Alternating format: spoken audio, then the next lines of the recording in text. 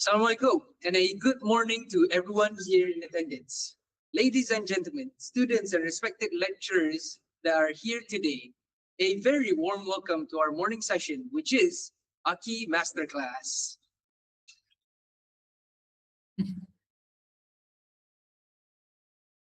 Here at AKI, we are constantly striving to push the boundaries of storytelling, visual expression, and artistic exploration.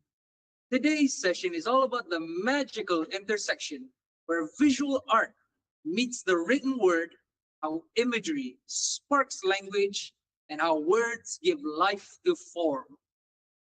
To guide us through this fascinating terrain, we are deeply honored to have an award-winning international artist, animation director, and illustrator with us all, the way from Poland. Excuse me. Is Paulina Ziolkowska.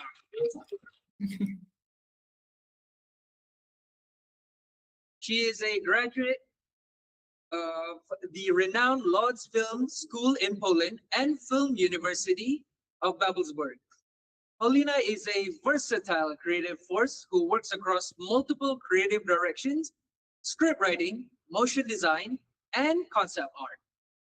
Her acclaimed debut film, Oh Mother, and her follow-up, Bless You, have made waves globally in winning top honors, including a special mention at the prestigious 68th Berlinale and Anima Fest in Zagreb.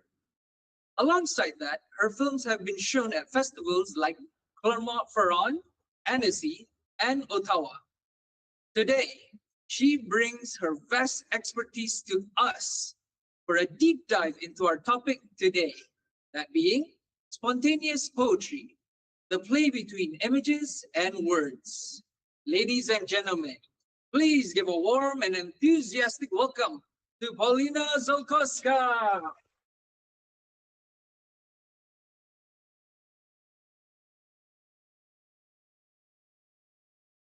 Wow, thank you so much for the invitation and for such a warm welcome. I hope you hear me good. Yes? Okay. So today I wanted to show you a little bit of my work and also introduce you to my working process, because what I like to do is actually to do two things. First, I'm really fascinated by the technical part of various techniques that you can see in the animation, and I always try to combine them with the meaning of the film. So this is something very important for me. So as you will see a little bit, the first films that I did, I always change a little bit technique. So first films were like made with the charcoals, and I was like thinking, what does it mean that I use this kind of technique, what it brings to the film. The other were made with the stamps, made like stamping plastilin, which I was also investigating a little bit what it can bring to the narration of the film, like multiplying the language, the images. Then I was even using puppets in the last film, and now I'm working on the very new film in which I'm melting plastilin, and it will be a story about the global warming.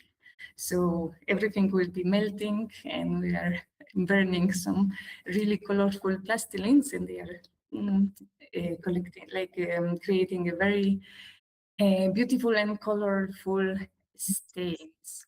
So I will try to present my presentation. Let's see if it's possible.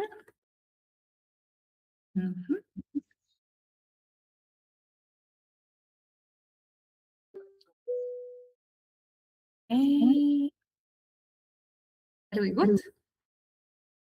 I hope we are. Yes, is it visible? I cannot see it. I hope you can see it. If not, please shout. So here you can see my webpage and my Vimeo if you want to see a little bit more of my work. And I wanted to show you the very first film that I did before the studies, first ever animation. But we are here a little bit today talk about the word games. Because this is a really great source of inspiration. Animation has something different than film that can offer. Of course, it's a simplification and generalization. But if we think about films more like telling the stories, telling some situation and observing some situation, some emotions, animation can work with ideas.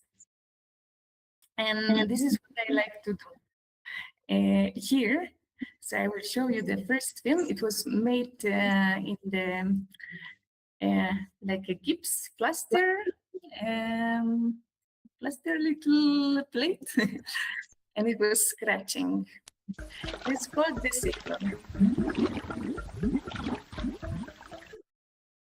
So here we have a sailor that becomes a planet on itself, and it has a traffic lights and a small accident in the sea. He's just taking plug out of his belly button.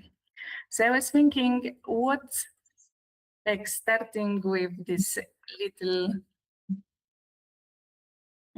thing, what can I tell with the sailor? No, so I was like just exploring the images, like thinking, okay, sailor, then the sea, then like we have a lot of ships, and I was collecting these ideas. I wanted to introduce you a little bit because the inspirations here, like was Piotr Dumawa, that I was very lucky that he became my teacher later. And the history of Polish animation is very much based of surrealism. Sorry, is it okay?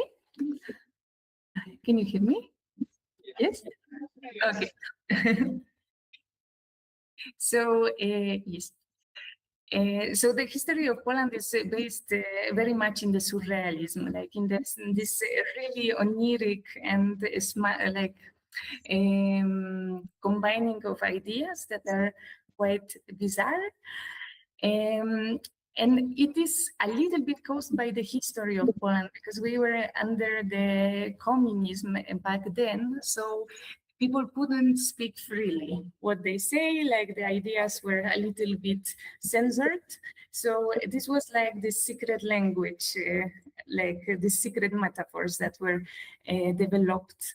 And here, I wanted to show you, this is a drawing from my father, actually, and it is called After Birds, like, or the birds are gone, which in Polish means that you lost some opportunity. So playing with this language, you can find already new ideas. And we have a lot of play with the language in Poland. So we can say, for example, that if the place is very, very remote, is a place where the dogs are barking with their butts, you know? And if you are really not singing good or hearing good, like we say that an elephant stepped on your ear. When you hear some horrible noise, you can say that the ears are like little flowers and they are like going dead, you know, like slowly. And there is a lot of these little sayings that you can take very literally in the animation. When you see this image in your head, it really doesn't make sense. For example, when you say that someone is drilling a hole in your stomach, when someone really wants something from you, or like when you say bad things about someone, you hang dogs on this person. So when you think about it, the language already gives you a lot of really weird ideas, you know, the butterflies in your stomach, or like to turn the cat with the tail. In Poland, it means to completely change the situation.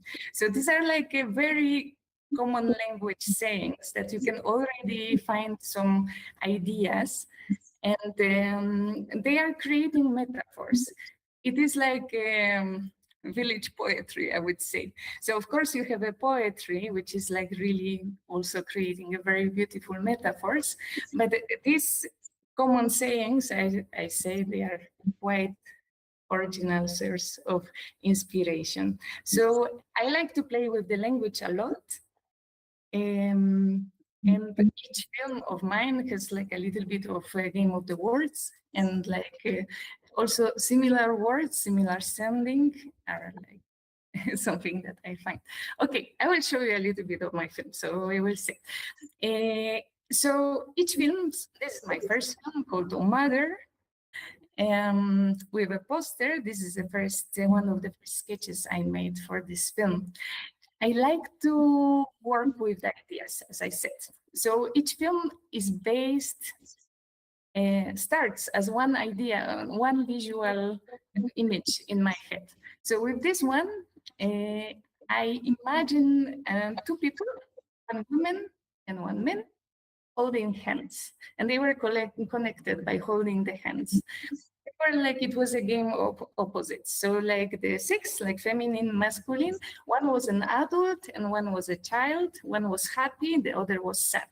But they were changing constantly. So when one was little, the other was one adult. And when the other became a child, the other was growing up. And they were constantly exchanging in this weird kind of symbiosis. So from this image, I was thinking, okay, what does this image gives me? What does it mean, you know? And this is how I start to build up the narrative. And I'm starting to play with this and like seeing who are these people? What does it mean, this image? Like what kind of story they can tell? What they are doing in the breakfast, you know, like holding the hands and being constantly connected. How they are going to shopping, you know, how do they sleep? How does their life look like, you know, in the very casual situation? So this was how I was discovering a little bit this story. And I decided on the mother and the son, that we don't really know in the end if that was a mother and the son or what was that situation, you know. And I decided on this story about growing up because it was my first film, and I thought it was really this topic. What does it mean to be an adult? What does it mean to be a child? Here, for example, in the poster that you can see, we say to be under mother's dress when you are like a mother's son, like someone that is not really independent. So like constantly hiding under mother's dress. So this is how I made this poster, playing with the words. And here I will show you a little bit of the storyboard. And I was exploring the topic of growing up, of this dependency, and what does it mean to be an adult. This was like the first 3 topics that I wanted to show. So here we have a boy pulling the mother, the camera rotates here, and their shadow becomes like a lollipops, and the boy is eating one lollipop. No, here we have this passage that we just see the legs of the boy and the mother, and they are changing, and then the mother becomes big and he becomes boy. And on the other side, he's growing by the bottle of the someone that is drinking. I will show you a little bit of the film also, but these are like the ideas. So when I collect enough of ideas, I do the film. Like it starts to become a story, and it has a shape. So let's see a little bit. Oh, and we don't know if it will work. Okay.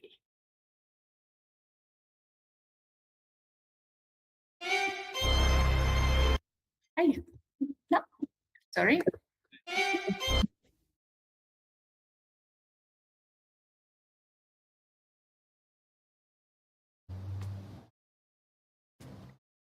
The sound of the film. I don't.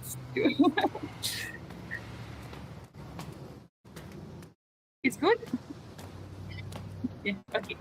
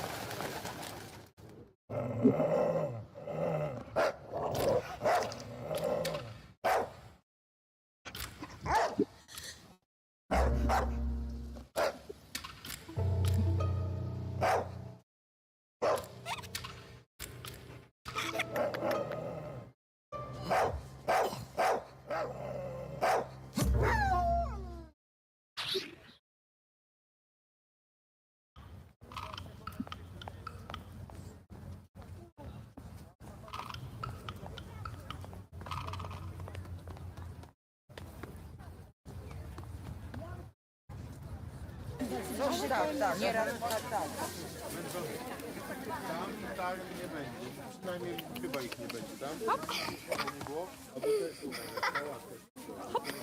zostały nie. A tą srebrną nie sprzedałaś tą rozkrzywaną?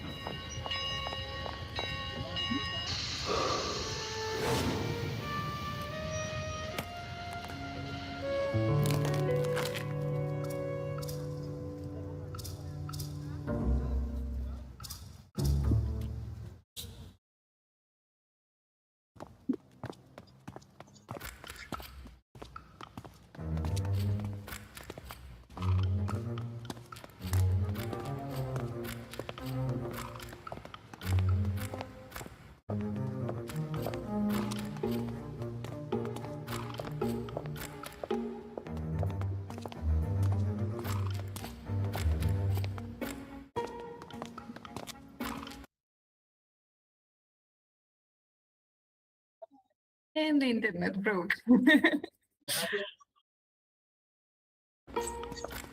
A little bit more. Okay.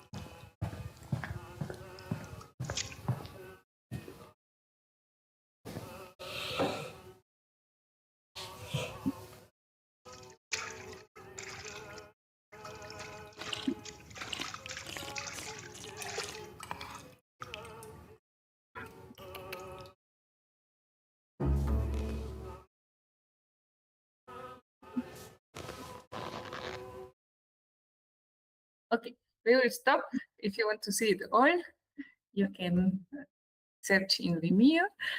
And yeah, okay, so a little bit. So you could see that I'm playing a lot with the sizes and searching for situation when one needs to grow up and one becomes a little bit childish, no, in this weird relationship between the mother and the son. Of course, it was inspired by my mom, that is really like a little child when she's in front of the computer. So I was like, oh, now I'm teaching you, Mom. So yes, here a little bit about the style. These are the first concepts. I was thinking, since it's a game of the opposites a little bit, I decided to use black and white because it's also like a little bit opposite colors.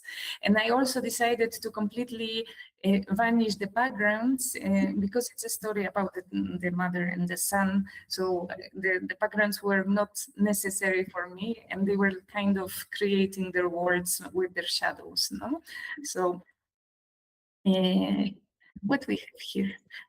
Okay, a little bit the making of, which is also interesting. Always we have a scene with the little fellow. This is how the animatic was looking like. Then we were animating a little bit in computer, and we were drawing everything on paper and coloring with these black charcoals. So it was a lot of work to erase the outlines, actually. And it was first film that I made. So I was just learning how to animate with this film. What we have here, this is already the scans. And then the colored version, and we cleaned it. And here, what we have, another little film with a lot of ideas coming, just to play a little bit.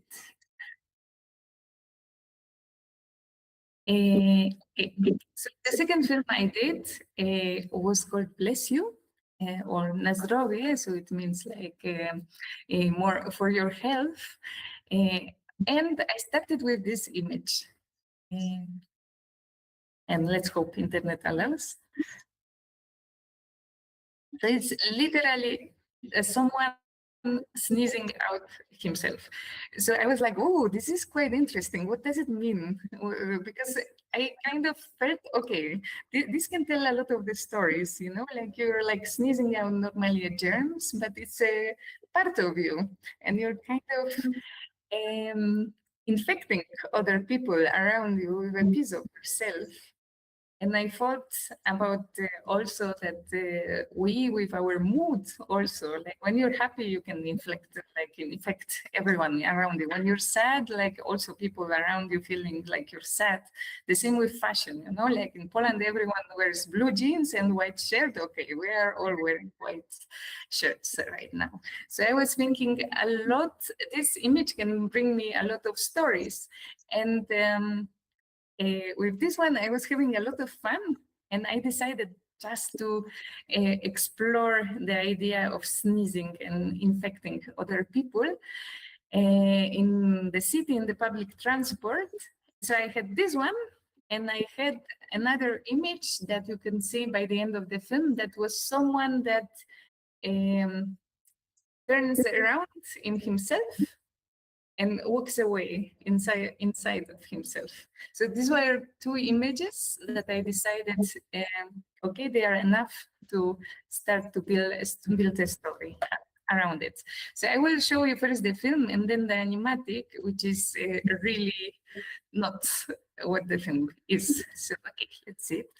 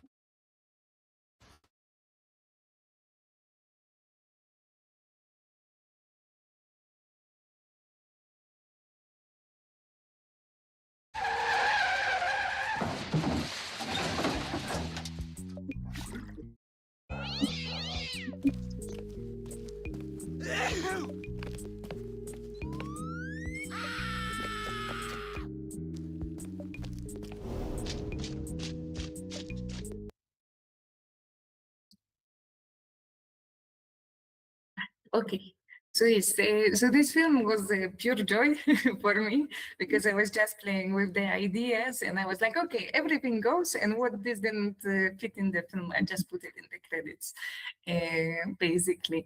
So I was thinking, for me, a little bit working with the ideas is just producing a lot of ideas based on the here was sneezing, infecting, and this what how we infect other people. No, how we reproduce ourselves in the others. It was before the pandemic. This film, so yes, the pandemic came, and it gave a little bit of the second life to this film. So I'm working like with a lot of ideas, and then I'm writing the story. And then seeing the story, I'm also going back to the ideas. So this is a little bit like bouncing on and back. I find it quite good because when I'm concentrated on the story of telling something linear, sometimes you get stuck, no, and you don't really know. Like maybe it's becoming a little bit boring and predictable, the story. So I like to completely forget the story for a second, and I do like a little map of the ideas. I in the center I'm placing a main concept. In this case, like sneezing. And what does it mean? And then I'm saying, okay, sneezing means that you're infecting someone else. Sneezing means that you're like sneezing something out. Sneezing, what it means also, like, oh, it's a passion, you know? And then I'm like, we have the main idea and the smaller idea, and we are going back to the, okay, the fashion. Then like everyone follows you, you know, like you're reproducing yourself. Then it's like a multitude. And then I'm taking, making a little tree of the ideas.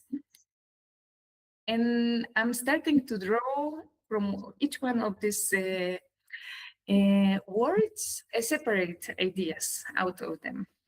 And like this really brings you to the places that you wouldn't think the first place. Because they are quite remote. Like you're going like, okay, what does it mean? What doesn't mean again? And what doesn't mean? And then you drew.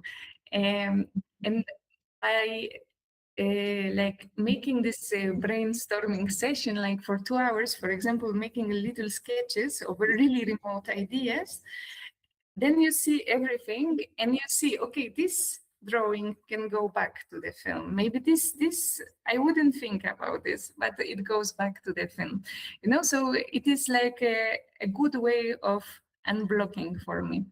I wanted to show you the animatic of this film. A little bit of context is that there is a lot of ideas that didn't go, and it's very fast. So here we see a lot of visual explorations. A little bit of context. It's a student film, and the studies are constructed that way that each year we are making a film to pass to the next year, to the next second year. And the classes are taking so much time that literally during the holiday period, we have enough time to make a film. So basically this film was made like in 2 or 3 months in total. And all of the sketches I was making around the year, like very fastly. And then I just sat down and I animated everything. So it was a little bit a very chaotic process. But thanks to this, that the main idea was so strong and clear on this sneezing thing, I could pull it off, I think, and something came out in the end. Okay, I think we are repeating something already. And now it's super long. Oh my God. We see there's a lot of things happening. Multiplying windows in the buses. I'm terrible at animatics. I really hate them. And I'm always suffering when the producers are asking me to make one, because I really like to write a script and to do the storyboard, then go back to the script and then draw something, then to animate already one scene, and we still don't have animatics. So I'm like really going back and forth. This way I'm not bored ever, and I never got stuck with my films, but it's really stressing for the organized producers. So that's a lot of fun.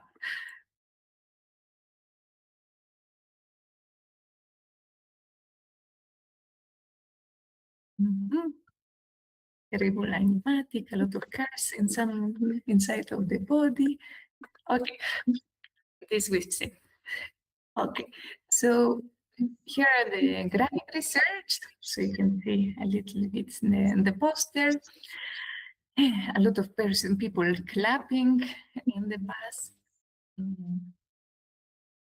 Someone that is a clock and gets hungry and slowly gets like disappears. So yes, and that was the style I was thinking of in the beginning. I was thinking about something collage because of the flu concept, about the yes, that like these influences that we are taking like pieces from other people and placing it. But also I was very inspired by the Polish posters. Here you can see the first one with this little eyes and the weird piece of ribs. This is the alien poster. The thing is, in Poland, these are posters from my I don't think the authors have seen the films before making the posters. This is where they are fantastic sometimes. So like this is this spontaneous poetry that someone told you what the film is about that you've never seen, and then you draw a poster. It's a great exercise that I sometimes like to do with my students. And here we have the Hitchcock one, the one with the spinning of the head. I forgot what's the title in English. It's not psychosis. And the Godzilla that ate the Japanese flag. Here, a little bite. So here we have a very short film, the 1 minute. And it was done in the workshop with Il Alcabets. I went to study to Germany with Il Alcabets after the film school, like for the student exchange. And it's a fantastic project. This Unplugged. Gil Alcabets is unfortunately no longer with us, but his workshops were great. They were coming on Monday without any single idea and going out on Friday with a film done. And you were sleeping still, which is great. It was not killing your rest. So I did this film, and it was based on the idea. You can say that in Polish, a little bit of context, that someone has a short horizon or a broad horizon. Like when you have a short, then you're like a little bit of stupid. You don't see like the bigger picture. And when you have broad horizons, then you're like smarter. No? So I did this little film. Okay.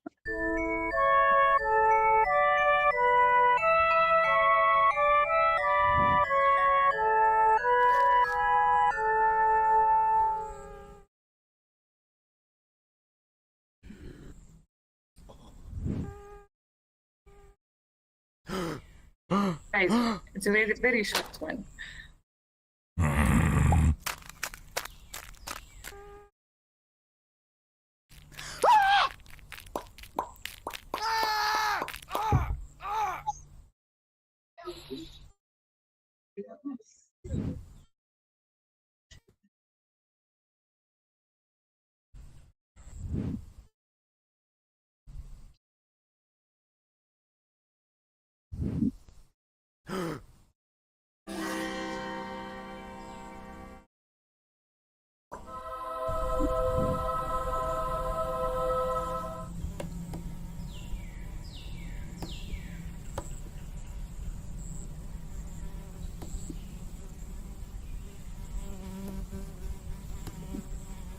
Okay. So the guy with the short horizon locked himself in. I also did this one. So again, it is based on the word ideas, no? Like from the saying from the Polish language. And here, what do we have? We won't see this one, I'm afraid. Mm-hmm.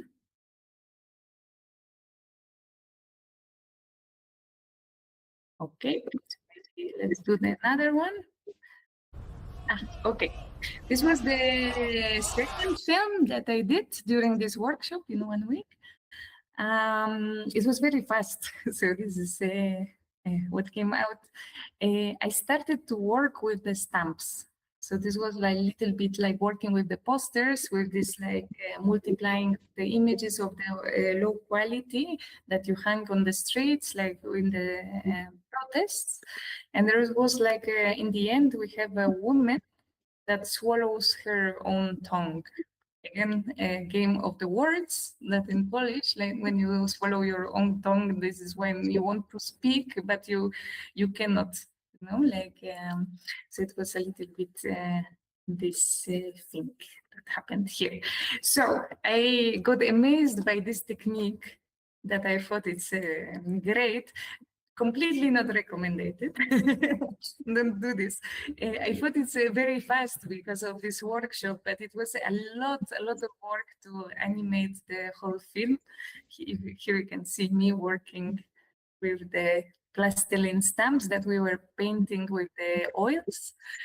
Later, the problem is it's very good when you're animating like a very easy movements, but I like to play with the perspective and changing the sizes, and people are moving in the diagonal, and so it's like you basically need almost a new stamp for every frame of the film. So we made millions of them. It was a lot of work. This is how I was stamping, and then we were like redrawing, retouching a little bit. Later, here you can see my studio. I was young back then when I was doing it still. Okay, so, and then I was thinking here more from the point of view of the technique, what kind of story I could bring to life. So it was a little bit opposite. I was thinking about duplication and like overlaying different colors on top of each other. So we see this little guy lost here in the town, like 3 different towns, like from 3 different stories, because this is a story of 3 women, like 3 generations. It's called the narration.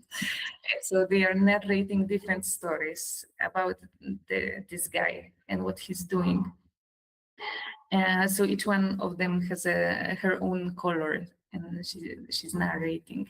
And here we see one of the women that she, again, game of the words from Polish, that we say that you have a whole house on your head when you're overwhelmed by the house deeds, like, or that one person is holding a whole house together. So here we see her like holding the house that is like opening like a little box by the curtains, and she's trying to bind it back together.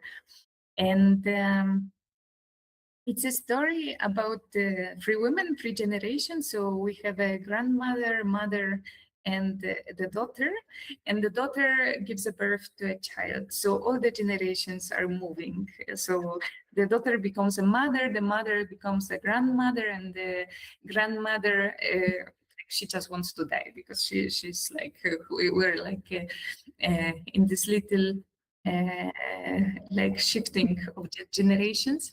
First, the film was called actually The Mechanism of the Family, and that was the main idea here, that I wanted to create like a machinery inside of the house that just because of the child that was born and all of the generations shifting, like everyone that was looked in the their own doings and what they were like their daily routines, it was shifting, and the chaos was happening a little bit. I will show you a little bit of this animation also. Here, a little disclaimer. The technique, again, just because I got like really carried away by the possibility of making it beautifully visual, the technique is not working so much. It was working much more in this punk street style that was a little bit not so detailed. And here I put it nice backgrounds, so the concept is lost. Okay, sorry. Uh-huh.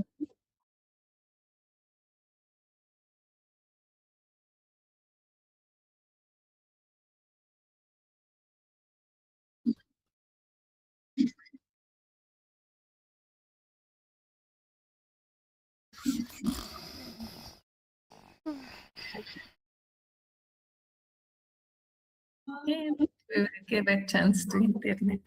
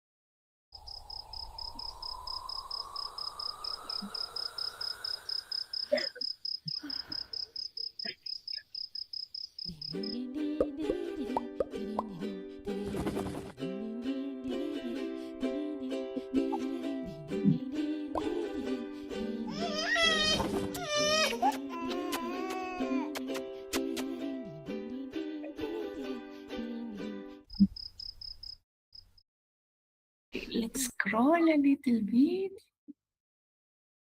You can see the machinery. Or we can. I cannot. Oh, I completely ruined it. No. Here we have the first designs. Let's see.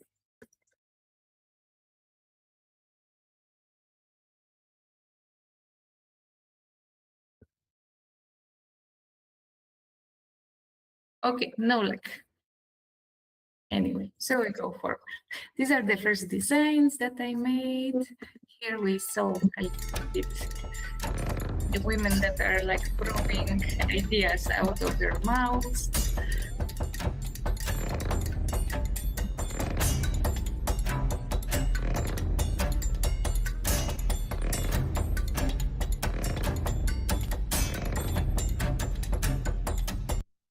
Okay, we have 10 minutes, so I will go very fastly to show you some other ideas. I went to this amazing residency in Fontevraud that is 1 month in France, in this beautiful monastery, and you're literally like a monk there in the beautiful scenery. And I got a huge crisis because everyone was extremely talented and working so hardly that I saw a friend of mine laying like this on the floor, completely devastated and tired. And I decided to make a film about how to procrastinate. And it's called Procrastination Yoga. And I decided to make few exercises of how to procrastinate. So like better, faster, and more efficient. So I will show you a little bit of this. I know, again. Okay, let's see.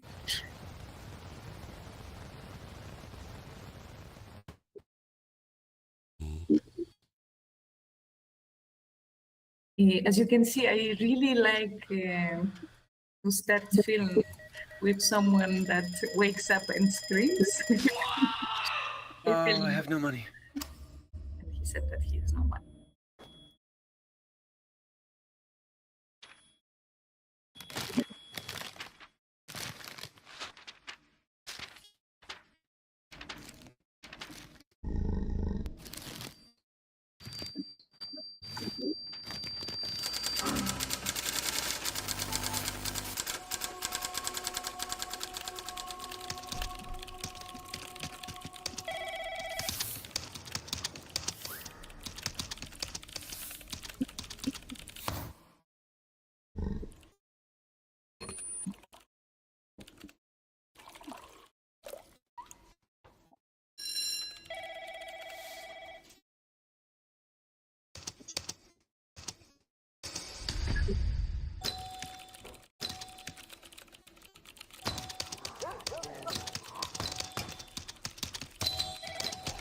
Yay, yay.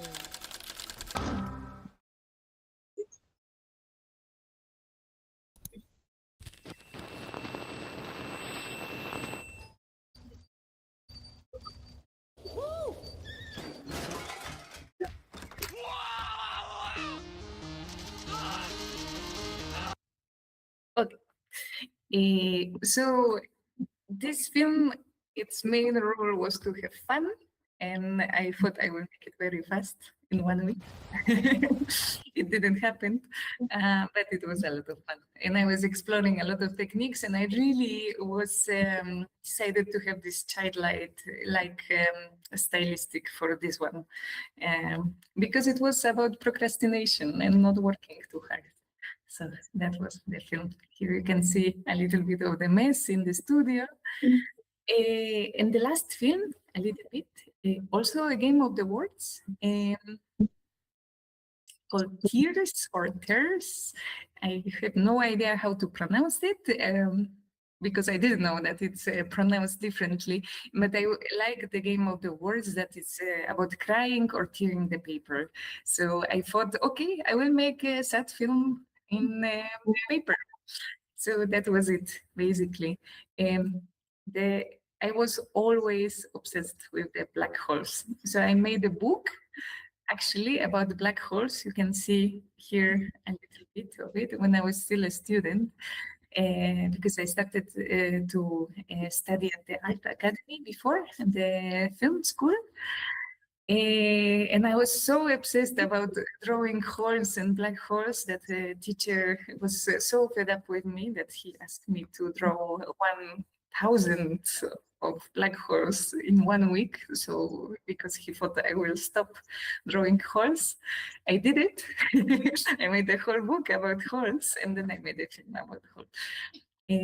So here, where is the hole? Here is the hole. So this was the main drawing. And I thought, oh, this is a hole that is a person, and it's actually walking through the streets. And I was like, oh, this can be a film. Because I thought there is a lot of to explore. What does it mean that this person is a hole? Is it like it's empty inside? Does this person have a depression, or is like a vacuum sucking everyone, or you can like jump inside? And what is hiding actually? And how does this person eat the breakfast again? Like, what does her partner thinks? There was a lot of questions, and also like there was another version with the person that is just an outline in the sitting, and also like it's an outline. Is it an outline hole? So I was searching for a good hole, and the second one that I did was a calendar, actually, with a lot of, because there is these calendars that are 1 page for each day. So I started to draw how I was feeling each day, and I made a flip book. And then I thought it can be a person with like a head that is a flip book. And when you ask this person, how do you feel? And this person says, when, you know, because you feel differently every day. So here we have like some storyboard moments. Here is a lady that just packs her whole apartment to the suitcase and leaves. And here we have a person that wakes up next to the hole. I don't know if it's visible. So it was a whole story about someone that is left with a hole after someone left, and how does this person deals with the lost. Here are the collage, like graphic research that I was doing. And maybe I show you a little bit of the film. This film was originally a triptych, 3 different stories of someone living with a hole, someone becoming a hole, and the third one was someone living in the emptiness, like the hole was the empty world around this person. So it was a little bit sad. And I sabotaged myself in the making, and I started to make a weird film out of it. So I was I decided to put the questions like in the beginning. I will show you just a second because we need to finish. Okay. But it was, in the end, while it's charging, I decided not to make a film about this depression that was coming out very strongly, or like a loss of someone. And I decided to make a film about being torn apart by indecision. So again, it was a little bit playing with the words and seeing what kind of topic it can bring. So I changed the topic completely, and it seems we cannot see this film, unfortunately.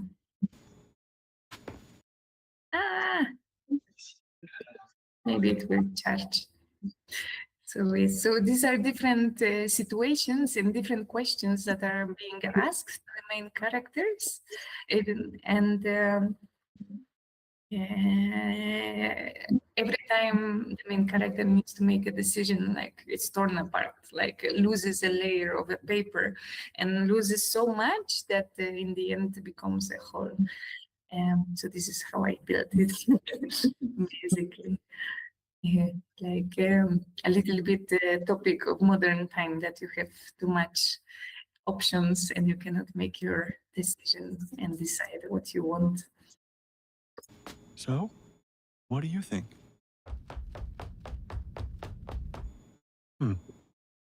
Just say it.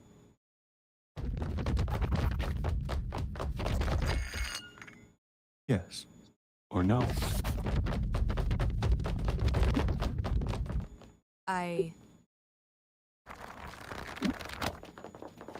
Yes, yes, no, maybe, no, yes.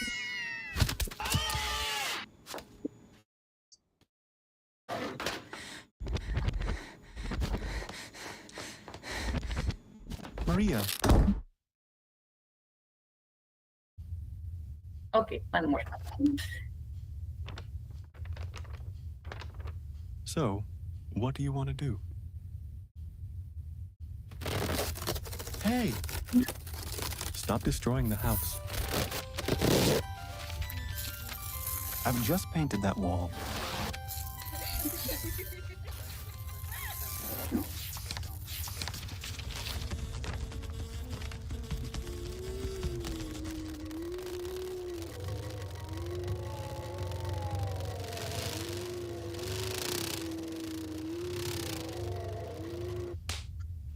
Could you just decide?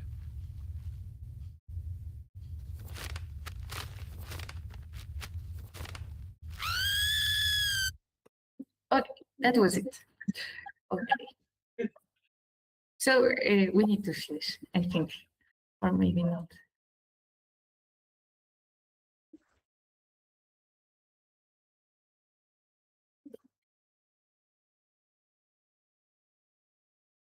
I don't know if you have any questions, or I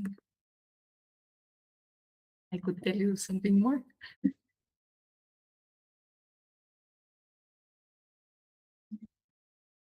Excuse me. All right.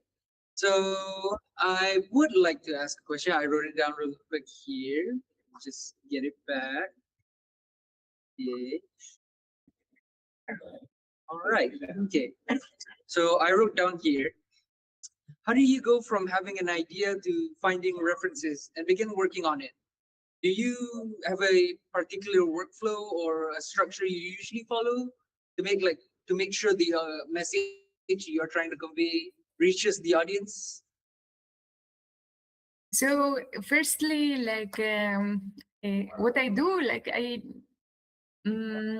think, like as I said, like I start with like a very strong few images. Normally, it's like one or two that I see. Like, okay, these are like two little gifts, I would say. You know, like as this one with the sneezing out other person that I told you. So if I have like two and I say, okay, like I have an intuition that they can together create some story, then I start to explore and build around it.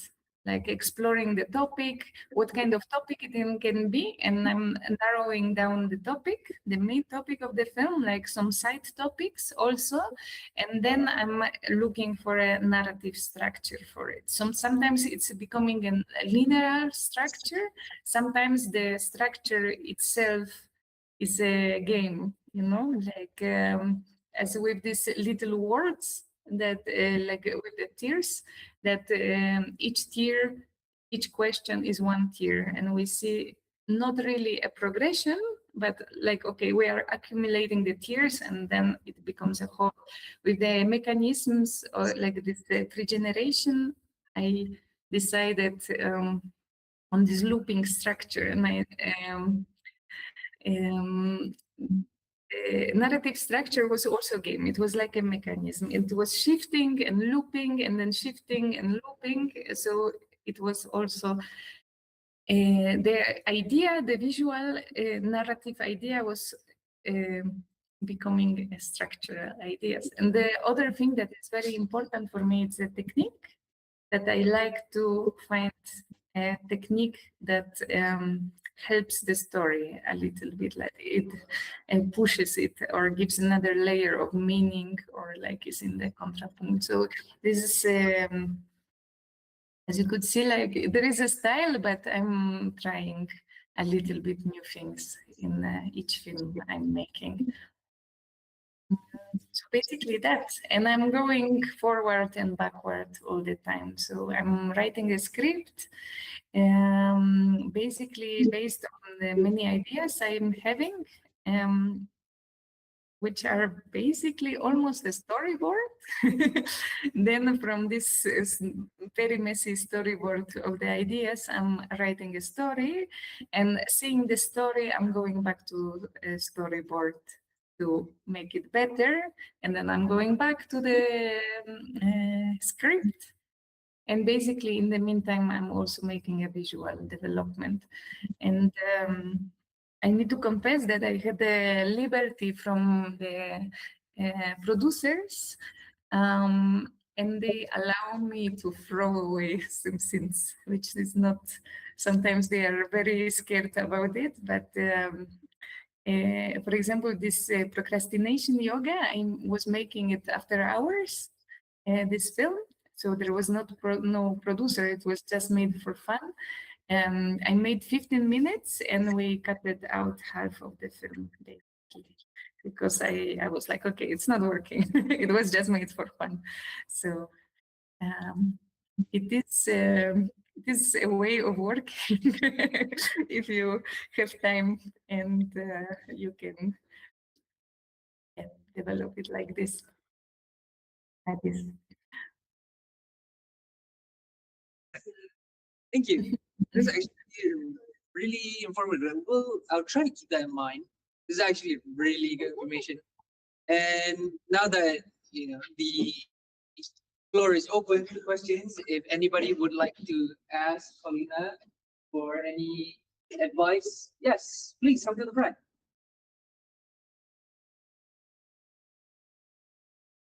Please. My name is Sarah, and I'd like to ask a question mainly about procrastination, because something like this, something like animation, really takes a long time. So how do you not get distracted by doing other stuff or something that's more easier to do, and instead keep on working on this for such a long time? Because I can get distracted a lot, procrastinate as well. So if you can. What I discovered that I don't procrastinate, actually, which was a great discovery, and it made all my stress go away.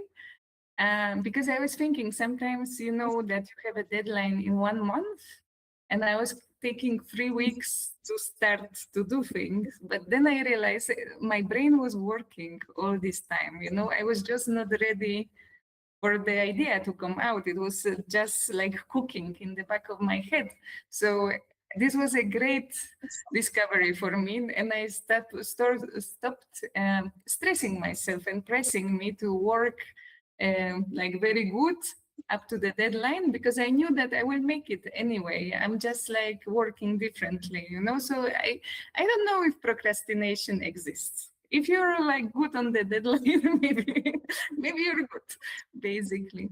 And I think the way I'm working, this thing that I'm doing script, storyboard, animatic, visual development, and also animation at the same time, this really helps me to never get bored.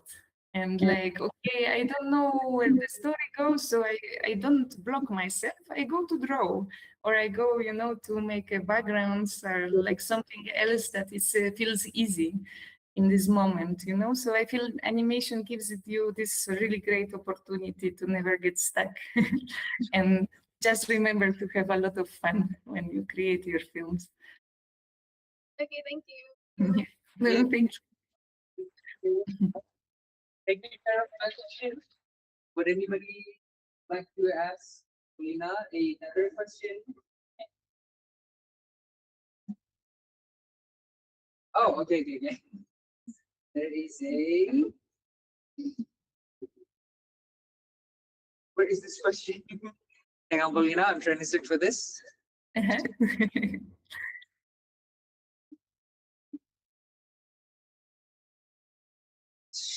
So this is a question from Isha. Did you raise your hand? All right, there she is. All right. She's asked, how do you develop your art style? So I was studying graphic design before animation, basically, because I really love to draw. And I really love colors, actually. I really like to paint. I always have this problem that I put too much colors. But how do I develop it? I think, I don't know how you do that. I think I was just drawing a lot and also watching a lot of painters that I really love and illustrators. And yeah, and like looking for what I want and kind of mixing, cooking it up and checking it. So yeah, maybe go to museum, like some books you can watch, and that's it. Inspiration can come from a lot of places. So I guess style will develop the way you see it. And it could just happen randomly. Anybody else like to ask? Don't be shy. Come on now. Much to think. They're thinking.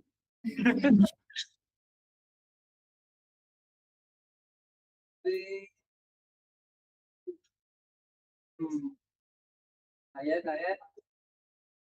How about I ask another question? Let's see. I wrote so much.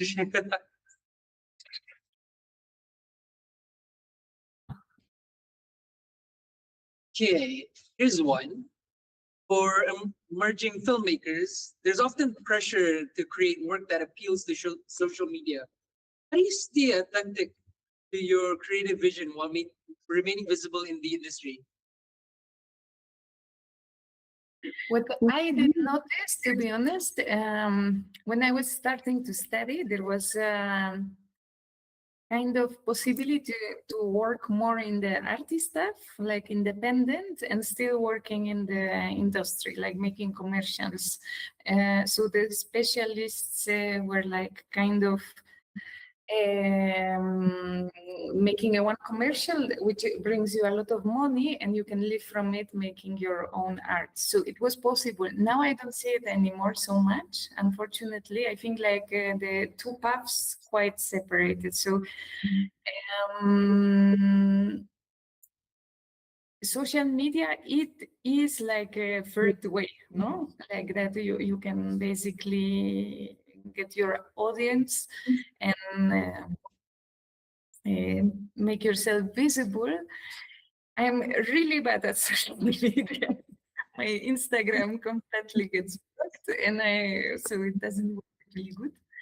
So sorry about this. I cannot help with that question. I think it is just kind of personality that, like, because I like big projects.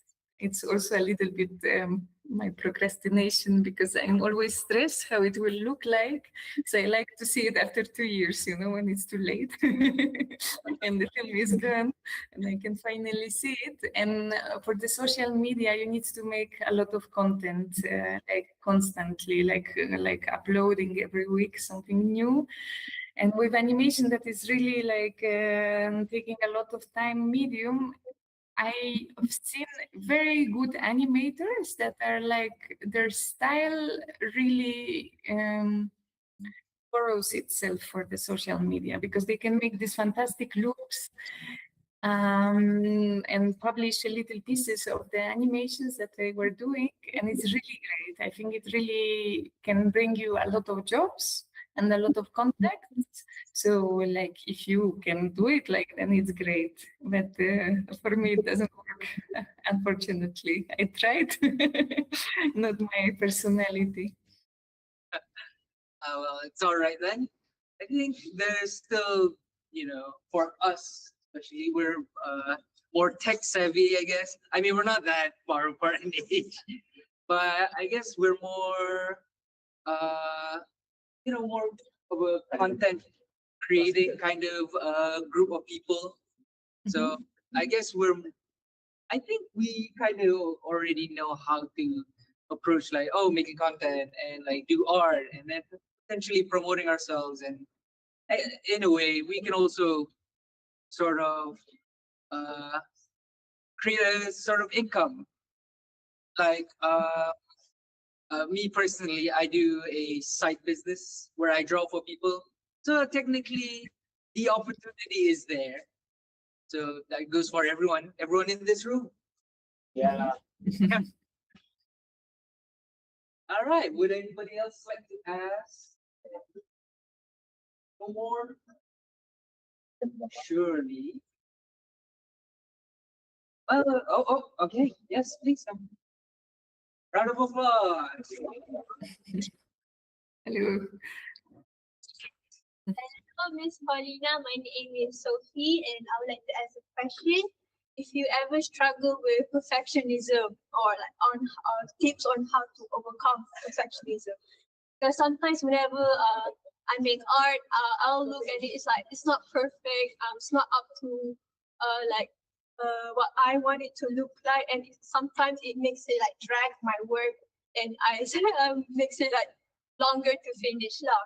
And sometimes whenever I do finish it, it kind of I look at it and say it's not really that good, and I'm like unsatisfied.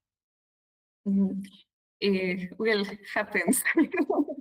Happens to me all the time. This is why I don't make illustrations, basically, because I'm like, it happens the same. I just cannot. Like, I'm like, oh, this is terrible, like. And with animation, it's basically too late. Like you are already like making this whole terrible machinery moving that will eat 1 year of your life or maybe just several months. So if you're there, then like it's so big that you kind of deal with it, I think. And I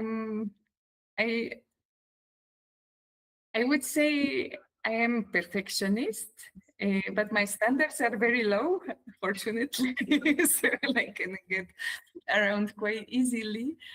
My husband, that is also my editor for a lot of my films, he's really a perfectionist, and I cry so many times because he tells me, no, here's something bad, here's something bad, and I'm like, no, this is finished. So this is one of my struggles, that the perfectionism is not mine right now in my life.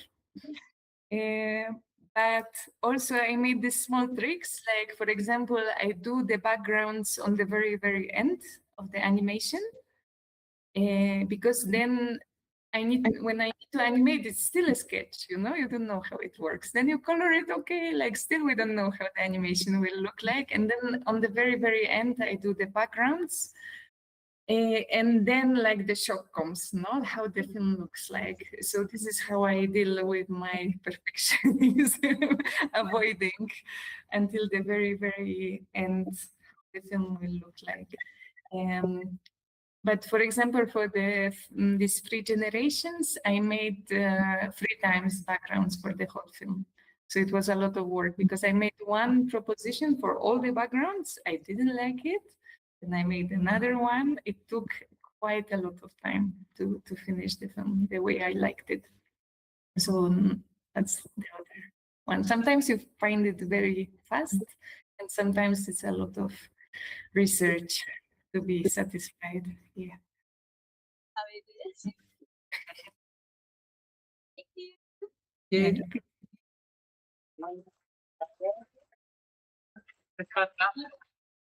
Okay, well, for one last question. Yes, please, something to the front. All right.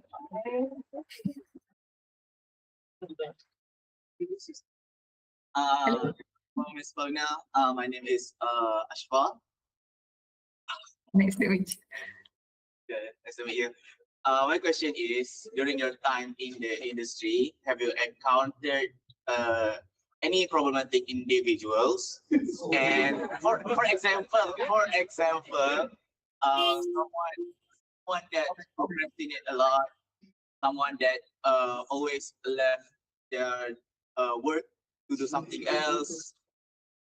And how do you handle those kind of people in working in groups, in teams? Ha, ha.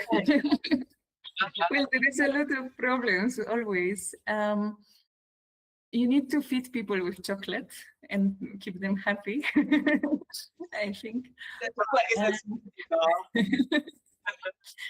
I like with the O Mother film, the first one I did, I was really happy because we got the funding from the state, so I could hire all my colleagues from the studies, and I was like, okay, we will work together.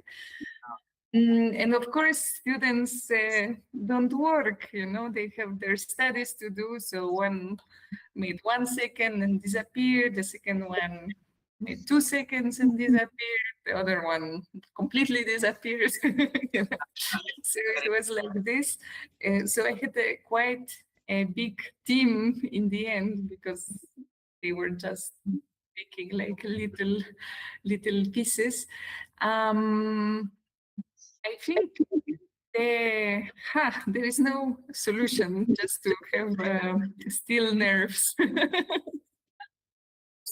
And also always try the people up before you hire them. Like I do forget about it, but also when like make a small test with them, see if they deliver on the time, make sure that they have a free spot, like time spots to deliver something on the time. Work with people and you already tested, and which here, for example, I had a fantastic animator with O Mother, and I hired her in another project, and completely she couldn't catch the style. So it was also like I learned that I need to check the people every project, even if I know they are great. And also,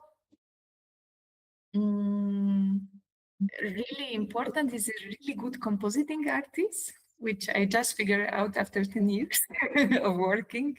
He can really, or she can really make amazing job out of the film, like really push it to another level. So, and really, I think here, and also like a very good editor, it's quite important. So finding a really good specialist, even when they are really expensive to work with, I like with these two, it's really worth it. Yeah. So just keep in contact with the sweet. Thank you for speaking so much. Sorry, no answers. Okay, I think that's all for questions. I would like to once again just give another round of applause for Paulina and for her time for being here today. Thank you so much. But before we conclude, we would like to take a picture, all of us together. Thank you very much for having me. It was a pleasure and an honor. All right, it's okay. All right. Yeah, can everybody move forward so we can take the picture?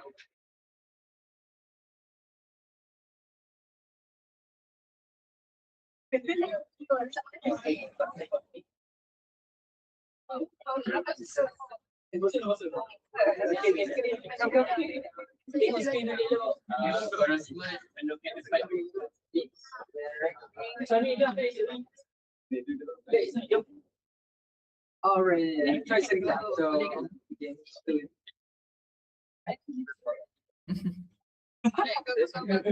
oh, sorry.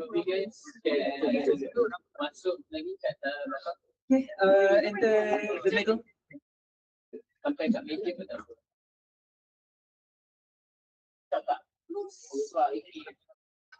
Where's the post? Get the poster, get the poster.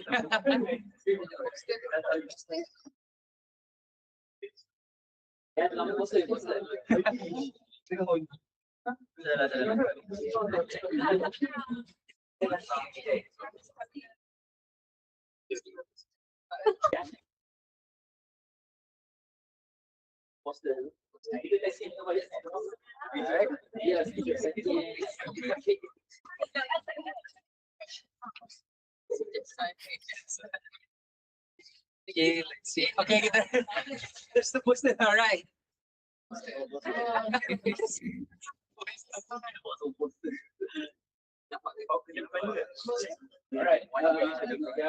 So you have to come in. Oh, okay. There we go. Right, everybody ready? Yeah, I'm not looking. All right. 3, 2, 1. Go snap. Take a snap. Ready? 3, 2, 1. Alright, that's freestyle. Freestyling. 3, 2. All right. Okay.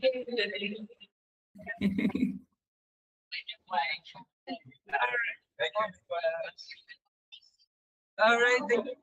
Thank you so much, Miss Paulina. Thank you so much. Bye. Thank you so much. Your time. Thank you so much for your time. And that has been AKI Masterclass. Thank you all for attending today. And goodbye. Go to rest. Bye bye.